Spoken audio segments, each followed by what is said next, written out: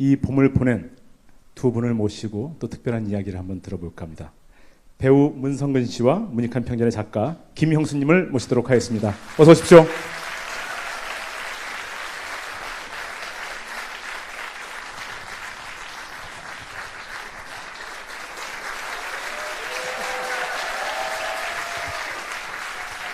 아니, 예. 네, 앉으십시오. 2층에도 저렇게 계신지 몰랐어요. 아, 그랬어요? 예, 네, 예. 위층에 팬들이 오신 줄 알고 따로. 네, 문성근 씨입니다. 네, 자, 네, 김영수 작가님이십니다. 네, 어서 오십시오. 네. 아유, 올해는 우리 문 목사님 100주년 너무 바쁘시죠? 바쁜 일도 많고 또 좋은 일도 많아서 만약에 지금의 남과 북의 관계가 아니라면은 예.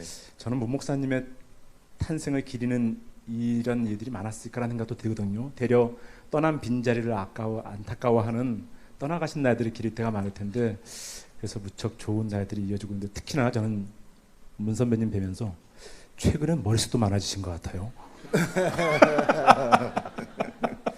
그래도 이렇게 좀 펴지니까 저 주름도 좀 펴졌다고 예, 생각하는 분도 그러니까요. 계시더라고요. 진짜요. 예. 훨씬 젊어지셨어요. 네. 네. 자, 먼저 그러면 질문을 드려야죠. 네. 김영수 작가님께 드리겠습니다. 1989년도 문 목사님이 평양에 가셨습니다. 이제 내년이면 벌써 30년입니다. 엄청 시간이 빠르죠. 30년. 그리고 이제 30년이 지나서 2018년 판문점 선언이 있었습니다. 저는 긴 시간이지만 그 안에 분명히 도도히 흐르는 무엇인가가 있을 것 같고 많은 영향이 있을 것 같다는데 어떻게 좀 생각하십니까? 제가 생각할 때는 그 문익환 목사님이 계셨으면은 하여튼 온 나라가 시끄러웠을 것 같아요. 왜요? 각 캠퍼스, 각 교회, 각 그 모이는 자리마다 계속 이렇게 찾아다니면서 네. 말씀을 하셨을 텐데요. 그 목사님이 우리 전쟁 때 그때가 이제 미국 유학 시절인데 그때 통역원으로 분단되는 그 회담을 그렇죠. 네. 통역을 하셨어요. 그래서 이제 그것 때문에 그때 이제 같이 했던 두 분께서 이제 방북을 했었는데 네. 저는 그 목사님이 꼭 이렇게 남기시려고 했던 게 어떤 것인 것 같냐면은 그냥 이런 그 정치적인 사건, 그러니까 어떤 문제들이 어떻게 풀리는 이런 제도적인 그 문제가 아니고 이게 그 정치적 사건이 아니라 그러니까 역사적인 사건이라고 하는 것을, 그러니까 민간의 그 존재를 계속 강조를 해서 저는 지금 이렇게 좋을 때든 좋지 않을 때든 어찌할 수 없이 정치하는 분들이 늘 거기를 쳐다보고 이렇게 눈치를 볼 수밖에 없는, 그거를 이런 식으로 푸느냐 저렇게 푸느냐는 이제 노선의 차이일 테지만 그 존재 자체는 존재 자체는 외면할 수 없게 만드는 역할을 하셨다, 저는 이렇게 생각합니다. 그 영향으로 어쩌면 이번 판문점 선언까지도 다 예. 이어져 온 예. 일이다. 예. 네. 판문점 선언 있기 전에 올 신년 초에 사람들이 깜짝 놀랐죠. 김정은 위원장의 그 연초에. 예. 그 이후에 이제 평창 동계올림픽 공동 선수단도 만들고 하면서 급물살을 탔는데, 그래서 그러니까 평창에서 좋은 소식이 또 들려옵니다. 이번에 2019년 6월 평창에서 남북 평화 영화제가 준비되고 있다고 합니다. 그리고 좋으시죠? 네. 그리고 더불어서 네. 또 지금 영진위에서는 남북 영화 교류 특위를 만들었고 거기에 위원장으로서 우리 문성근 씨께서 또 하신다고 얘기 들었습니다. 네. 거기에 대해서 좀 어떻게 진행되고 있는지, 또 어떤 것을 하고 싶으신지. 예, 뭐 제가 일하는 걸 별로 안 좋아하는데 이건 유업이라서 네, 유업. 그냥 맡는 거고요. 근데 일단 영화 경우에는 그 마음 급한 분들은 남북 합작 영화를 만듭시다, 평화를 주제로 해서 이렇게 네. 얘기를 하시는데, 사람이 만나서 같이 일하는 부분은 굉장히 민감한 부분이라서 네, 네. 또 영화는 프로파간다 역할을 북쪽에서 많이 지금도 그걸 기능을 하고 있는 거라서 굉장히 조심스럽고요. 그러니까 인적 교류 전에 일단 컨텐츠 교류부터 시작해서 차분차분 해나가야지 싶어요. 근데 일단 내년이 한국 영화 100년입니다.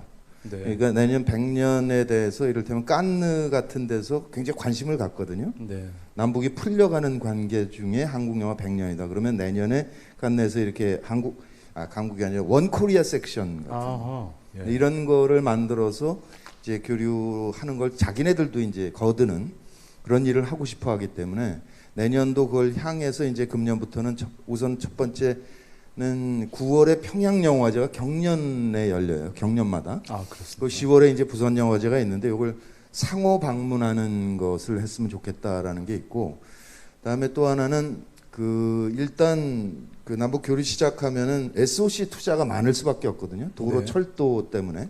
그럼 이게 회임 기간이 긴 사전 투자인데 네. 이걸 또 이제 퍼주기라고 공격할 거 아닙니까? 네. 근데 영화 쪽의 경우에 북쪽에 부담 없이 북이 우리한테 퍼줄 게 있어요. 아, 그게 뭐죠? 그게 우리가 영상 자료원이라는 거를 70년대 후반에 만들었기 때문에 네. 옛날 영화 중에서 없어진 필름이 굉장히 많습니다. 어마어마하죠. 근데 김정일 위원장이 영화 광이었기 때문에 필름을 매우 많이 갖고 있습니다. 우리 쪽에서 망실된 필름을 북쪽에서 많이 보유하고 있어요. 그러니까 한국 영화 역사에서 중요한 필름들을 내용은 잘 모르지만 아무튼 김정은 위원장의 아카이브에 있는 거죠. 그걸 신사옥 감독이 들어가서 봤다는 거거든요. 아, 근데 정말요? 그 안에 이만희 감독의 대표작인 만추라는 영화 네네. 필름이 있는 걸 봤다는 거고, 또 하나 자료는 나훈규 선생이 아리랑을 1편, 3편을 만들었어요. 2편은 딴 사람이 만들고. 아, 근데 3편 필름이 있다는 거예요. 네. 북쪽에. 그러니까 그걸 우리가 이제 그 필름을 디지털로 바꾸는 기계를 갖고 가서 네네. 그걸 복사해서 우리가 복원 작업을 하고. 네. 예, 복원해서 갖고 오고 그쪽에 이제 보관된 걸 우리가 계속 업그레이드 해주고, 그렇게 되면 이걸 우린 갖고 와서 이제 대중 상영회를 열 거 아니에요. 그렇죠. 그렇게 되면 북이 퍼준 거를 우리가 갖고 와서 이제 대중께 보여드리고 그러면 조선일보가 조금 덜 쉽지 않을까. 네. 그거 하나 하고 있고요. 그 다음에 하나는 지금 이제 윤민석 작곡가 지금 와 있는데, 네네. 그러니까 89년에 문목이 김일성 주석하고 합의한 내용은 대부분 다 지금 실천되고 있습니다. 그러니까 네. 통일 방안에 대해서는 6.15선언, 14선언, 판문점 선언이 있으니까 이렇게 진행되고, 또 결의말 큰 사전을 만들자. 말이 달라지니까 이걸 네. 만들어야 된다. 이것도 지금 진행되고 있고, 올림픽이 있으면 남북 단일팀이 참가하자. 공동 응원단이 가자. 이런 것도 네. 다 실천이 되고 있잖아요. 근데 공동 응원가를 만들자고 했는데 이걸 못 만들었어요, 아직까지. 그래서 요번 올해가 이제 탄생 100년이니까 어떻게든 올해 안에는 좀 만들었으면 좋겠다. 그래서 네. 윤민석 작곡가께 지금 부탁을 드렸습니다. 기왕이면 저 아시안 게임 전에 예, 지금 아시안 게임 그걸 이제 윤 작곡가가 이게 악상이 떠오르는 문제이기 때문에 압력을 가해야 돼. 입금이 되고 압력이 가해야지 만드는 거죠. 이게 가만히 악상을 기다려서 안 돼요. 예. 예. 선 입금 후 실력 이렇게 나오는 거죠. 이제.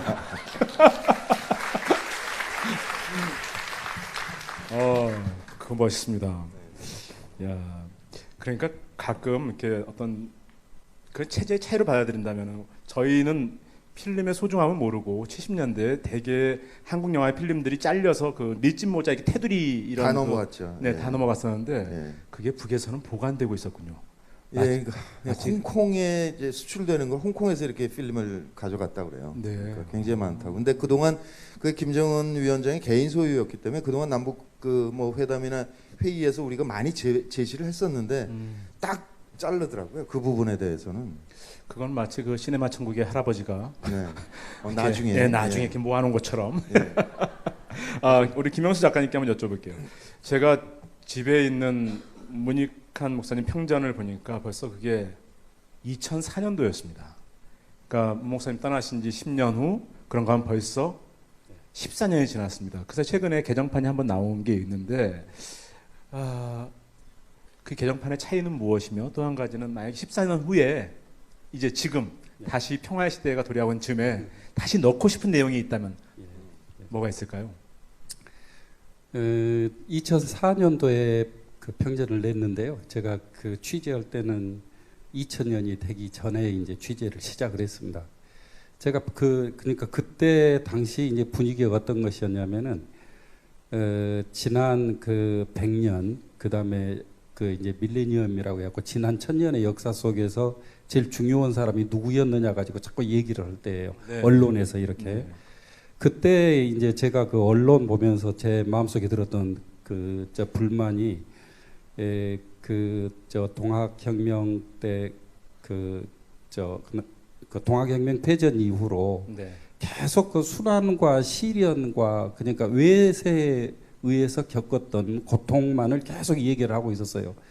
그래서 그 사실 어떻게 보면 그것은 전부 다 밖에서 가해온 것이고 우리가 역사의 피동태가 아니라면 우리는 무엇이냐? 그 어떤 시련과 그 고통 속에서도 사랑을 잃지 않고 그 꿈과 희망을 그 지켜서 뒷세대에게 뒷세대에게 물려준 사람은 없는 거냐? 이제 그때 이제 떠오른 분이 이제 문익환 네. 목사님이었거든요. 그래서 저는 그 문익환 목사님 발자국이 끊긴 자리가 저 뒷세대가 이어가야 될 자리다 이렇게 이제 생각하고 있었는데 아무래도 작가들이 그 관심을 가지고 있는 것은 그 진리, 진실 뭐 이제 이런 것보다는 매혹이 우선 이제 첫 번째입니다.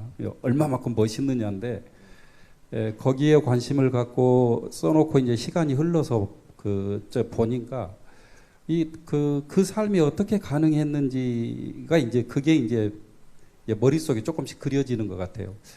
문익환의 사상이라고 하는 것을 본인이 글로 써서 주장하고 논쟁하고 이러지 않았었기 때문에 네. 그것을 못 보고 있었구나. 그래서 그 문익환의 사상을 그려야 된다 이런 생각이 들어서 최근에 이제 개정판을 냈는데 그것을 맨 처음에는 그 작업을 시작을 했어요. 근데 손질하는 수준으로는 조금 그 해결이 안 되는 것 같아서 그냥 다시 온이치 시키고 문맥을 잡는 수준에서 그냥 개정판이 나왔습니다. 그럼 별도 책으로 다시 쓰실 건가요? 그 부분은? 그 부분을 그 출판사하고 이제 얘기를 했어요. 그래서 그거는 평전이 아니더라도 그냥 다른 단행본으로 그러니까 그 사상을 설명하고 그것이 이제 저 정치 활동에 미친 영향, 시에 미친 영향, 뭐 이제 그러니까 각종 이제 영향들을 이렇게 이제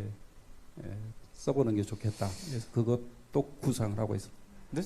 근데 저도 평전을 읽으면서 느꼈던 건 한 인간이 어떻게 이렇게 가능할까라는 생각이 들어요. 시인이기도 하고 저술가이기도 하고 번역가이기도 하고 사상가이기도 하고 운동가이기도 하고 그러니까 이걸 사실 김영수 작가님 혼자서 작업을 한다는 것도 어쩌면 좀 저희가 너무 무리한 요구를 하고 있는 거겠죠? 아니 근데 정말 고맙죠. 그러니까 김 작가께 이거 쓰느라고 한 5, 6년을 다른 일을 아예 접고 네. 이거에 집중해서 취재를 했고 그래서 이제 그 생산물을 만들어낸 거였거든요. 그러니까 보통 결심이 아니면 할 수가 없는 너무 분야가 많아서요. 그런데 사실은 이제 어떤 분이 세상을 떠나면 평전이 이렇게 여러 면에서 들여다볼 수 있는 거잖아요. 근데 아직 아무도 김영수 작가 이후에 아무도 도전을 안 하고 있는 게 좀 아쉽긴 하죠. 그러니까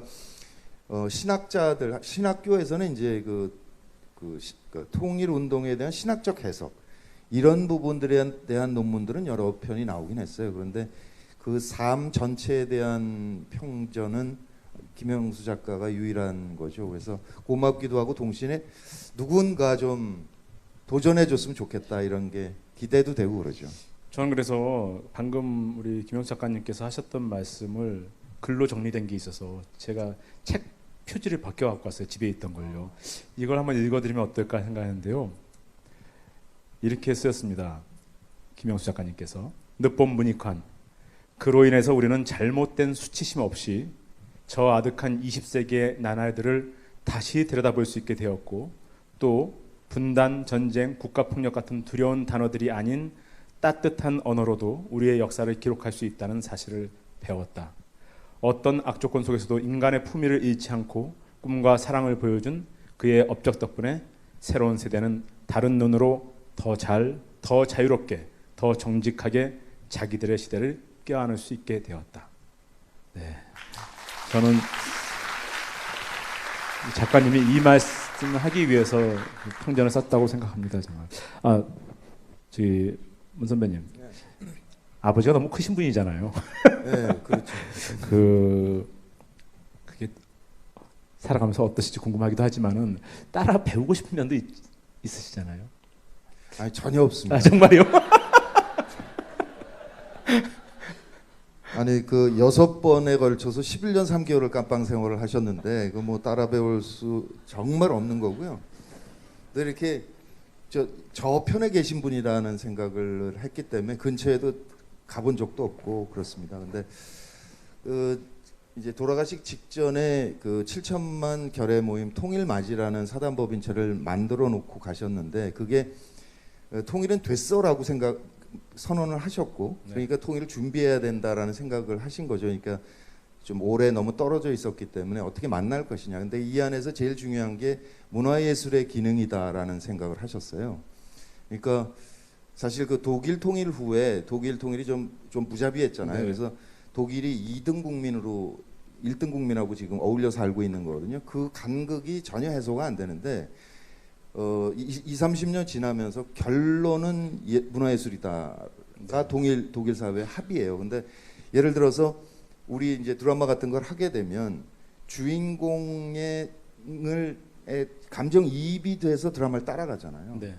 그러니까 동독 사람이 통일된 후에 서유럽을 여행하면서 당하는 여러 가지 일을 코믹하게 그린 영화가 있는데 그게 Go Travigo라는 영화인데 그게 대대적으로 그 대박이 그야말로 난 적이 있었어요. 그게 서독 사람들이 동독 사람의 심성을 감정 상태를 이해하는데 최고의 작품이었던 거거든요. 네. 그러니까 앞으로도 이게 물론 글과 음악과 다 중요한데 어떤 면에서는 드라마나 영화만큼 직접적인 건 없을 것이다. 지금 우리가 예상을 못할 정도잖아요. 굉장히 다른 상태이기 때문에.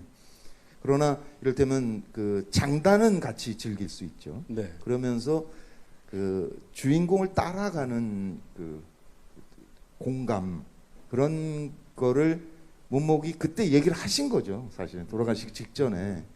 근데 그런 면에서 이제 제가 뭐 배우로서 조금 옆에서 그런 거나 거들든지 해야죠. 예. 오늘 이 자리가 새로 발간된 문 목사님의 시집 두 손바닥은 따뜻하다 출판을 또 기념하는 자리이기도 한데 그래서 마음 가시는 시가 있다면 좀 한 구절 읽어주시면. 이게 교도소에서 쓰신 시인데요. 밤빛 소리라는 건데 이 시를 그냥 계속 저한테는 남아 있습니다. 근데 제가 전체를 읽기는 시간이 좀 그러니까 앞부분하고 뒷부분만 낭송하겠습니다. 밤빛 소리. 김윤식 김연의 한국 문학사를 읽다가 깜빡 잠이 들었었나 봅니다. 누가 부르는 것 같아 눈을 뜯으며 창가에 나왔더니 그건 천지를 뒤덮는 밤빛 소리였습니다. 감시탑 조명등 불빛에 빗줄기들의 가는 허리가 선명합니다. 밤이 울고 있습니다. 내가 5살 되던 때의 일이었던 것 같습니다. 집에서 누가 죽은 것도 아닌데 아버님이 방에서 혼자 소리 없이 울고 계시는 걸 뵌 일이 있습니다. 나도 괜히 가슴이 울먹여 뒷뜰락으로 돌아가 뽕나무에 기대어 서서 눈물 짓던 일이 생각납니다. 이런 시인데요. 그 교도소에서 이렇게 운동장에 감시탑 조명등이 비치는 운동장에 비가 많이 쏟아지는 거죠. 근데 비가 오면 우리 인류, 그러니까 현생 인류가 20만 년이라고 얘기를 하잖아요. 그러면 수렵 채취 시절, 뭐 농업할 때도 마찬가지일 때 비 오면 집에 들어와야 되거든요. 아니면 저체온증 걸려서 죽으니까. 그럼 집에 들어와서 가족하고 도란도란 얘기도 하고 뭐 술도 마시고 이렇게 되는 거죠. 그러니까 비 오면 가족 생각이 나는데 앞부분에 이제 비가 온다. 그리고 뒷부분에 이제 아버지 얘기를 하시는데 그게 문익환 목사, 문재린 목사를 큰 바위라고 표현을 하셨어요. 늘 낙담하신 적도 없고 말씀도 많지 않으시고 다만 모든 것이 합하여 유익하게 될 것이다. 뭐 고통이 오면 그 말씀을 늘 하시고 그러셨거든요. 그래서 많이 기댔는데 그 바위 같은 아버지가 삶의 무게, 감당해야 되는 무게 속에서 조용히 남몰래 눈물을 흘리고 계신 거잖아요. 근데 그 모습이 저는 겹쳐지는 거죠. 울고 계신 게 문재린 목사가 아니고 문익환 목사신 거고. 그래서 그 삶이 얼마나 이게 뭐 이렇게 숙연해진다 그럴까? 그 장면만 이렇게 떠올리면 그렇게 됩니다. 그러니까 한 번도 힘들다고 얘기하신 적이 없어요. 교도소 얼마나 좋은데 거기 가면 하나님 만날 수 있고 너도 들어가 봐 맨날. 자식에게 교도소행을 권하는 아버지는 참 드문데요. 예, 근데 그런 마음을 갖고 계셨던 거죠. 그래서 사실 그 2008년인가 제가 그 드라마를 한 적이 있었어요. 신의 저울이라고. 제가 정의로운 검사장을 했었는데 네. 제 아들도 이제 법조인인데 얘가 이제 뭐 사건에 얽혀 있어요. 근데 얘랑 마지막 부분에 가서 그 삶의 자세에 대한 거를 아들하고 토로하고 가슴 아프게 이렇게 쌓는 장면인데 작가가 쓴 대본을 지우고 사실 이 시를 그 드라마에 넣은 적이 있습니다. 그러니까 이 시를 그냥 그 장면에 맞게 재조정해 가지고 네. 그냥 연기를 했었죠. 그래서 지금도 이렇게 예. 여러분들 꼭 진짜. 찾아보시기 바랍니다. 신의 저울이었죠, 그게요, 작품. 네, 그랬죠. 네네. 아유, 그 예전에 제가 대학 졸업할 때 연기하겠다고 하니까 어머님께서 저희를 조용히 불러놓고 하신 말씀이 혼자 죽어 임마. 그래서 예, 자유로운 영혼 뒤에는 울부짖는 처자식이 있다고.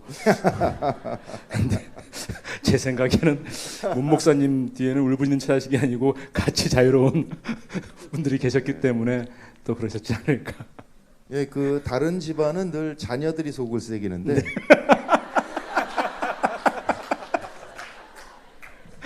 속 많이 썩었죠. 예.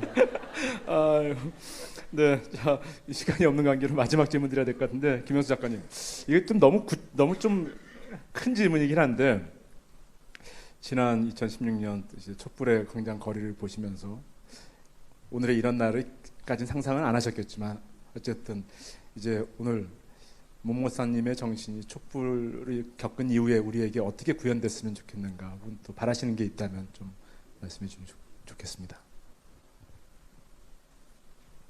그 문제가 참 설명하기 어려운 것 그렇죠. 같아요. 왜냐하면은 제가 조금 전에도 이렇게 이제 설명을 해보지만 어떨 때는 설명이 되더라고요. 그런데 대부분의 자리에서는 이제 그 문제가 설명이 좀 잘 안 돼요. 왜 사상이었다고 얘기를 하는지. 이를테면 아주 쉬운 예로 그 하나가 되는 것은 그 더욱 커지는 겁니다. 네네. 뭐 민주주의는 그 민중의 부활이요, 통일은 민족의 부활이다. 지금 그 우리가 예전에 사용했던 구호들은 대부분 선거 이전과 이후가 다르고 네. 회담 이전과 이후가 다르고 수명이 아주 짧아요. 네네. 문익환 목사님이 내건 구호들은 전부 다 수명이 아주 깁니다.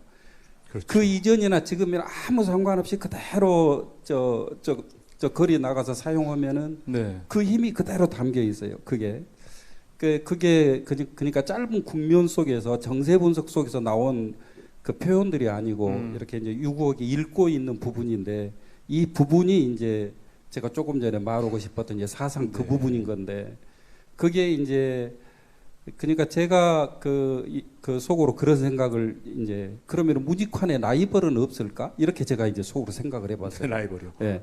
그러니까 서로 이렇게 경쟁자.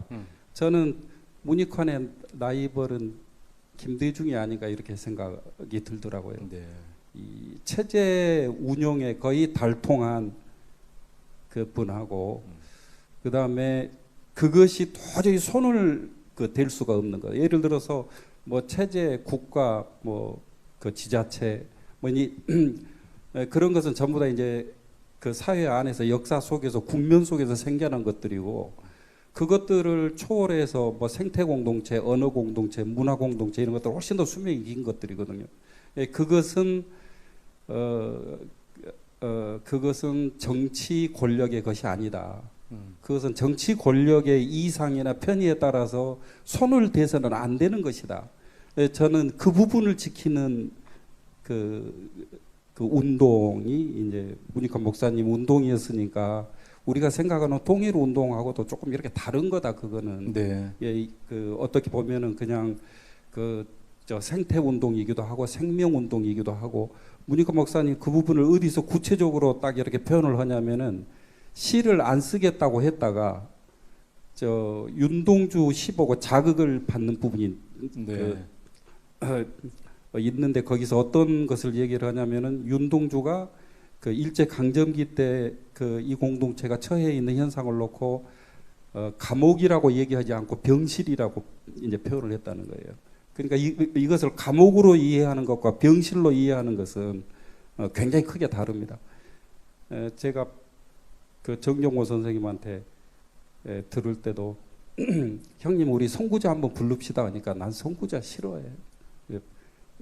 그러면 어떤 노래냐 얘기하니까 마른 잎 네. 다시 살아나 이제 그 이야기를 했다고 정종호 선생님이 하시더라고요.